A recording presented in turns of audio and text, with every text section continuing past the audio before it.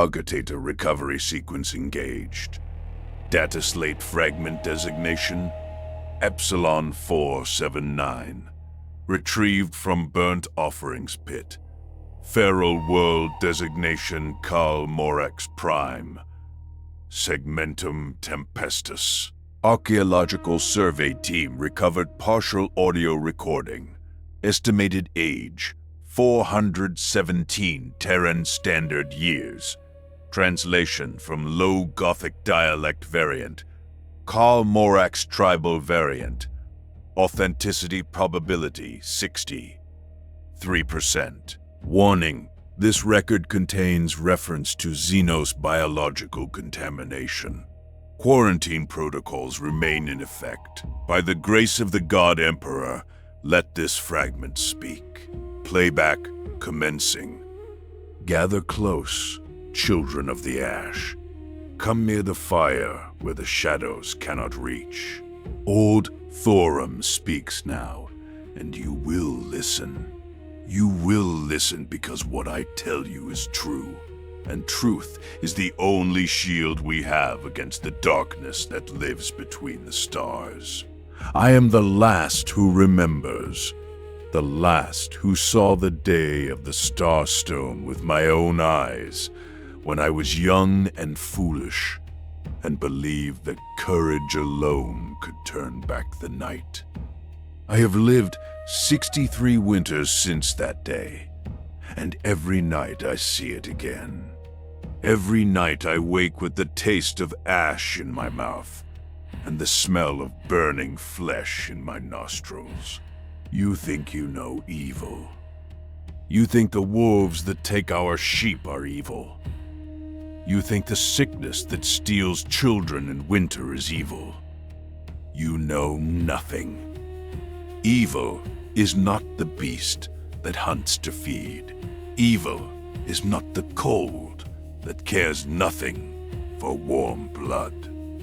Evil is what came from the sky that day. Evil is what lives in the Valley of Bones. And evil is what the Sky Angels brought with them on their pillars of fire. But I speak too quickly. Let me tell it as it happened, as it must be remembered, so that when I am gone, you will know why we do not go to the Valley of Bones. Why we burn the sick before they can speak strange words. Why we watch the sky with fear in our hearts. It was the season of high summer, when the star fell. I was 18 winters old, newly marked as a warrior, proud of the iron blade my father had given me, and the boar I had killed to prove my strength. The sky had been strange for 3 days before it happened. The night sky, which should have been black and filled with the cold, silver eyes of the gods, had been wrong.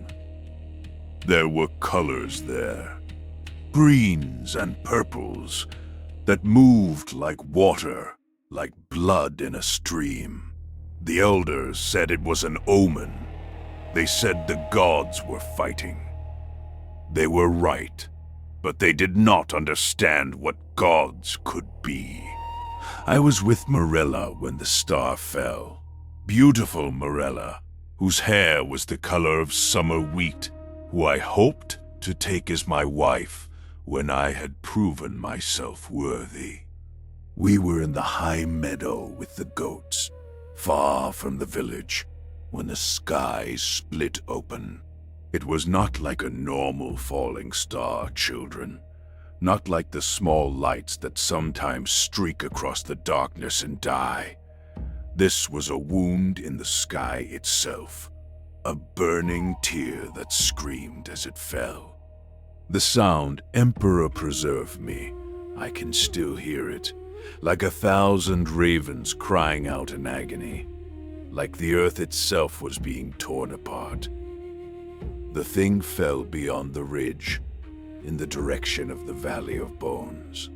We saw the pillar of smoke rise, black and thick, and, at its base, a glow, like the forged fires of the gods themselves. The ground shook beneath our feet. The goats scattered, bleating in terror. Morella clutched my arm, her fingers digging into my skin. "Thorum," she whispered. "What is it?" "A sign," I said, because I was young and stupid and thought I understood the world. "The gods have sent us a sign." We drove the goats back to the village as fast as we could. By the time we arrived, everyone had seen the smoke. The elders were gathered in the longhouse, arguing about what it meant. My father, who was chief then, stood at the center of the debate. "It fell in the Valley of Bones," said Kellor the Grey, our eldest. "That place is cursed. We have always known it is cursed. Nothing good grows there, no game dwells there.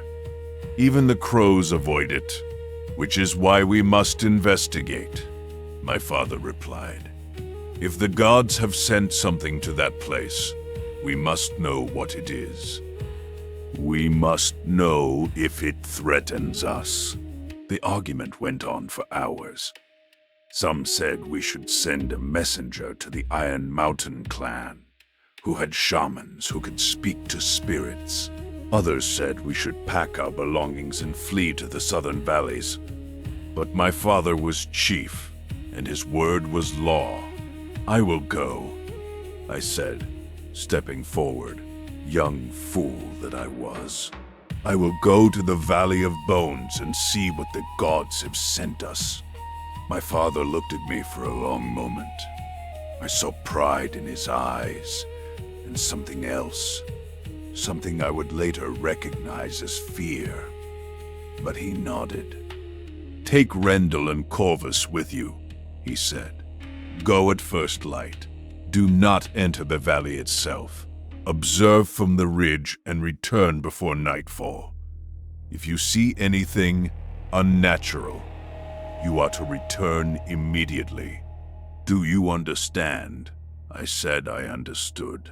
I understood nothing. That night I could not sleep. I lay on my pallet and stared at the smoke hole in the roof, watching the strange colored lights dance across the darkness. Morella came to me in the small hours when the village was silent. "Do not go," she said, and I could hear the tears in her voice. "Thorum, please. I have a bad feeling about this. A very bad feeling." "I must," I told her, and I held her close. "I am a warrior. This is what warriors do." "Warriors die," she said. "Warriors die and leave their women alone." I kissed her then, and promised I would return.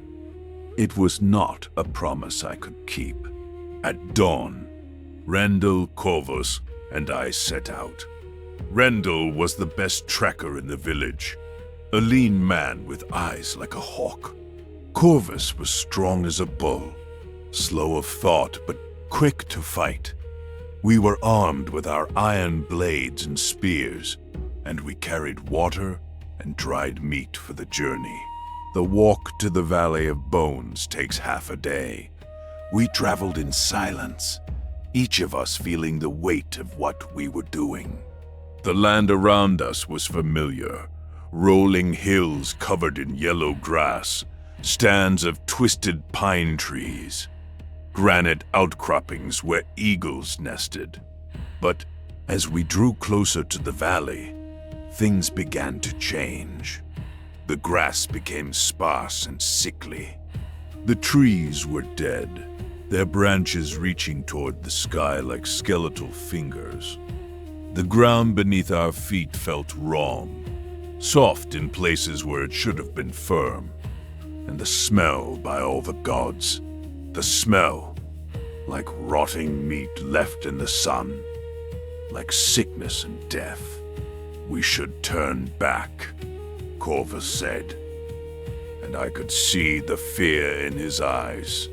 "Corvus, who had once killed a cave bear with his bare hands. Not yet, I said, though my own heart was hammering in my chest. We must see what fell from the sky.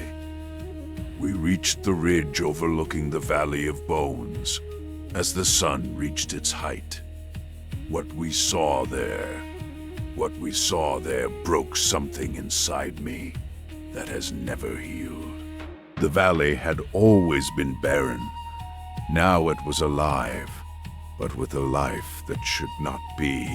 Where the star stone had fallen, there was a crater, and from that crater grew things. Horrible things. They looked like trees, but they were made of flesh, purple and pink and glistening wet, with things like veins running through them. They pulsed, they breathed, and from them hung sacks, translucent sacks, filled with dark shapes. What are they? Rendell whispered. His face was pale as ash. The gods have sent demons, Corvus said, and he made the sign against evil. We must tell the village. We must tell them to flee. But I was not looking at the flesh trees anymore. I was looking at what moved between them. They were small at first, about the size of a dog, but wrong in every way. They moved on 4 legs, but those legs were jointed backward like a grasshopper's. Their bodies were plated in something that looked like black bone, and their heads, they had no eyes that I could see, but they had mouths. Mouths full of teeth like needles. There were dozens of them. Hundreds, perhaps. They swarmed around the flesh trees like ants around a hill, and as we watched, one of the sacks hanging from a tree split open, and more of the creatures spilled out, wet and writhing, already hungry. Devils, I breathed. Chittering devils from the hell beneath the earth. We should have run then. We should have turned and raced back to the village as fast as our legs could carry us. But I was young and proud and stupid, and I had to know more. I had to see what was at the center of the crater, where the starstone had fallen. Stay here, I told the others. If I do not return by sunset, go back to the village and tell them what you saw. You are mad, Rendell said, but he did not try to stop me. Perhaps he was as curious as I was. Perhaps he simply knew that nothing he said would change my mind. I made my way down the ridge, moving as quietly as I could. The chittering devils did not seem to notice me at first. They were busy with their own tasks, dragging dead animals into the crater, tearing at the earth with their claws. The smell grew worse the closer I got. Not just rot, but something else.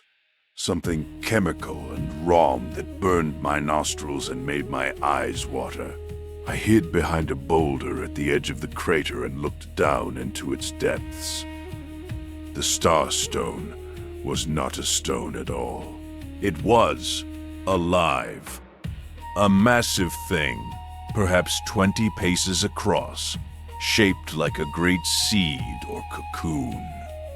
Its surface was covered in the same black bone-like material as the devil's, but it was cracked open now, split like an egg. And from inside it, things were emerging. Larger things, much larger. They stood on 2 legs like men, but they were not men.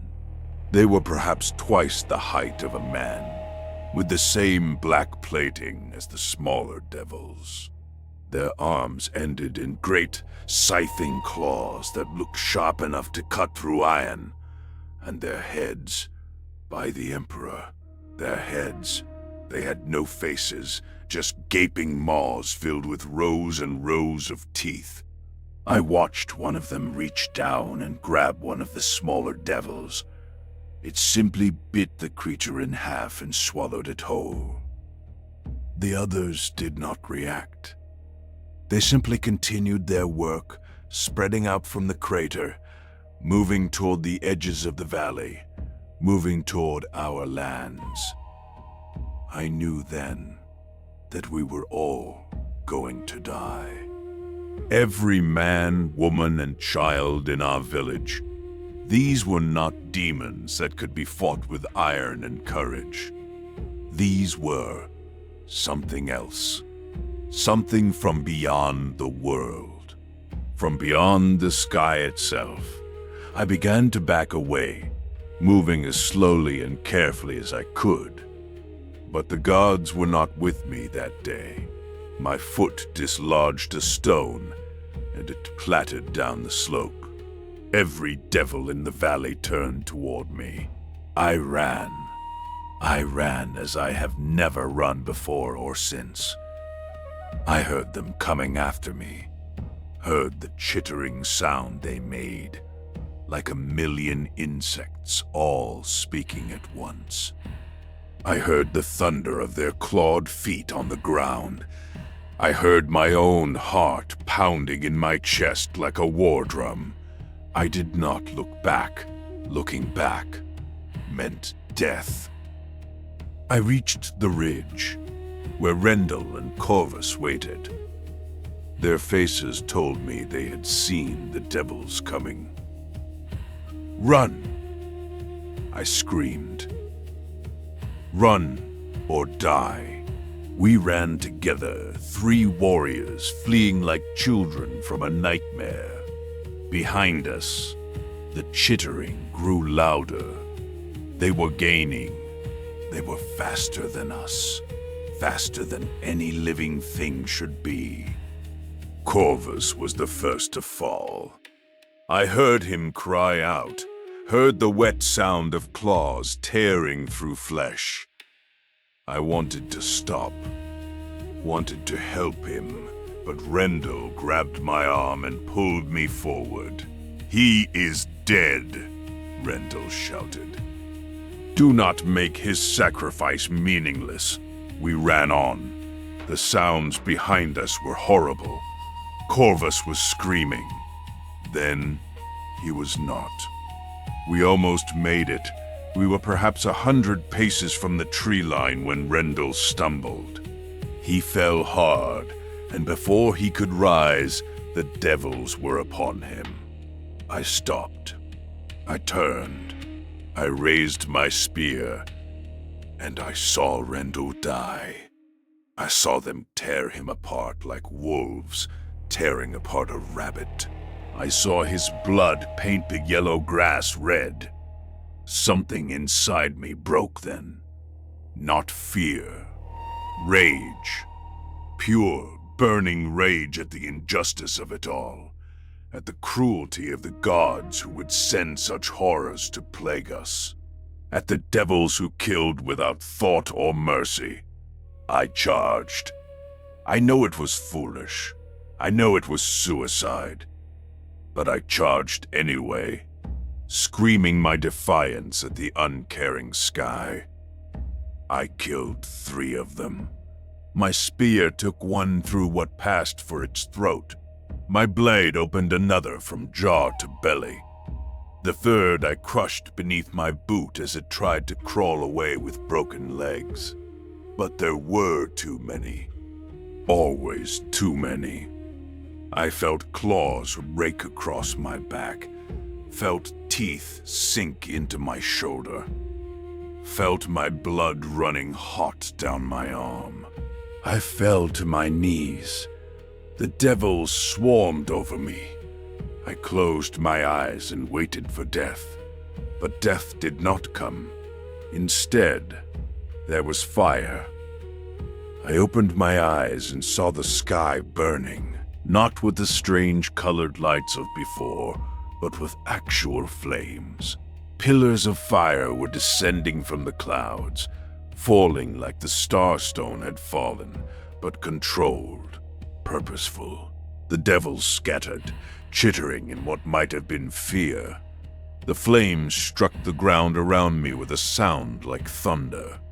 When the smoke cleared, I saw them. The Sky Angels. They were giants, taller than any man, clad in armor that shone like polished silver even through the smoke and ash. Their armor was marked with symbols I did not recognize, angular shapes in red and white. They carried weapons that looked like nothing I had ever seen. Not swords or spears, but something else. Things that looked like they belonged in the hands of gods. One of them stood before me. I could see my reflection in his helmet, could see how small and broken I looked. He raised his weapon, and I thought he was going to kill me. Then he turned and fired at the devils instead. The weapon made a sound like 1,000 smiths hammering on anvils all at once. Fire erupted from its barrel. Where the fire touched the devils, they simply ceased to be, torn apart by forces I could not comprehend. The other Sky Angels spread out, firing their weapons in all directions. The devils died by the dozens, by the hundreds. They tried to fight back, tried to swarm the angels as they had swarmed me, but it was useless. The angels moved with impossible speed and precision. Every shot killed, every movement was perfect. Within minutes, every devil I could see was dead. The angel standing before me reached down. His hand, massive and gauntleted, grabbed the front of my tunic and lifted me as easily as I might lift a child. He brought me close to his helmet, and I heard his voice. It was deep and resonant, like the voice of the earth itself. He spoke words I did not understand, strange words in a language that hurt my ears to hear. But I understood the meaning well enough. Who are you? What are you doing here? I am Thorum, I said, my voice shaking. I am a warrior of the Kalmorax. I came to see what fell from the sky. I came to protect my people. The angel was silent for a moment. Then he spoke again, and this time I understood some of the words. They were like our words, but older, harder. Where? Village. How? Many. 3 days' walk south, I said. Maybe 400 people. Please, Great One, please help us. The devils will kill everyone. They will. The angel dropped me. I fell hard, gasping for breath. He turned to the others and spoke in their strange language. They responded, their voices crackling with a sound like distant thunder. Then, one of them raised his weapon and pointed it toward the south, toward my village. No, I said. No, what are you doing? But they ignored me. They spoke among themselves for a moment longer, then turned back toward the valley, back toward the crater where the Starstone had fallen. And as they moved, I saw more pillars of fire descending from the sky. More angels. So many angels. I tried to follow them, but my wounds were too severe. I could barely walk. I crawled behind a boulder and watched as the angels entered the Valley of Bones. What they did there was not salvation. It was annihilation. They'd burned everything. The flesh trees erupted in flames that burned with unnatural heat. Flames that were white and blue instead of red and orange. The devils that tried to flee were cut down without mercy. The Starstone itself was destroyed, blasted apart by weapons that made the earth shake and the sky scream. But they did not stop there. I watched as the angels spread out beyond the valley. I watched as they burned the forests. I watched as they poisoned the streams with substances that turned the water black. I watched as they destroyed everything within miles of where the Starstone had fallen. And then I watched as the pillars of fire rose again in the distance, in the direction of my village. I screamed. I screamed until my throat was raw and bleeding. I screamed until I had no voice left, but the angels did not care. The gods do not care about the screams of mortals. I do not know how long I lay there. Hours, perhaps. Days. When I finally had the strength to move, I made my way south, toward home, toward Morella and my father and everyone I had ever known. The village was gone, not destroyed, not burned, gone, as if it had never existed. The land where it had stood was black glass, smooth and featureless. There were no bodies, no buildings, no sign that 400 people had ever lived there. The angels had taken everything, erased it from existence. I found one thing, just one. A piece of cloth, yellow like summer wheat, caught on a rock at the edge of the glass. I knew it was from Morella's dress. I knew because I had watched her weave it. I took the cloth and I walked away. I walked for weeks, living on roots and insects, delirious with fever from my wounds. Eventually I found another clan, far to the east. They took me in. They tended my wounds. They let me live among them. But I never forgot. I never forgot what I saw in the Valley of Bones. I never forgot the devils that came from the sky. And I never forgot the sky angels who came to save us and killed us instead. That is the truth, children. That is what you must remember. The gods are real. They exist beyond the sky in places we cannot imagine. And they are cruel. They are indifferent. They do not care about our lives, or our loves, or our hopes. The devils came from the stars to devour us, and the angels came from the stars to burn us. Both are evil. Both are beyond our understanding. Both are to be feared. This is why we watch the sky with dread. This is why we do not go to the Valley of Bones, even though it lies far from here, and the glass has long since been covered by new earth. This is why we burn the sick before they can change into something else. This is why we fear the night, because the gods are watching, always watching. And when they turn their eyes upon us, we die. Tell it to your children. Tell it to your children's children. Let them know that we are small and weak, and the universe is vast and terrible. Let them know that there is no hope. There is only survival for as long as the gods permit it. And pray.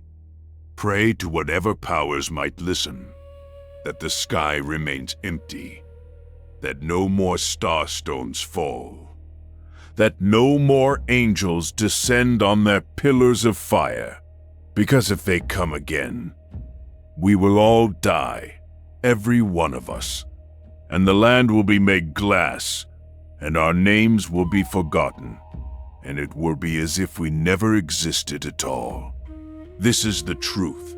This is the only truth that matters. The gods are cruel. The gods are indifferent.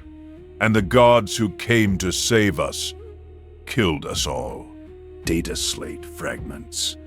Corrupted audio marker detected at timestamp final. Cogitator analysis indicates recording device ceased function abruptly. Archaeological survey team notes. No evidence of settlement found in surveyed area. Orbital augury detected low-level Tyranid biomarker contamination in soil samples, consistent with ancient Hive Fleet incursion. Area remains under Ordo Xenos quarantine. Recommendation: maintain exclusion zone. Population of Calmorax Prime shows no signs of genetic compromise. Recommend continued monitoring. Classification: Xenos threat level minimal. Status: contained. By the Emperor's will, this record is sealed. Fought for the day. The wise man learns from death, his own most of all. Data slate fragment, Epsilon 479. Archival process complete. Praise the Omnissiah. Praise the God Emperor of mankind. Transmission ends.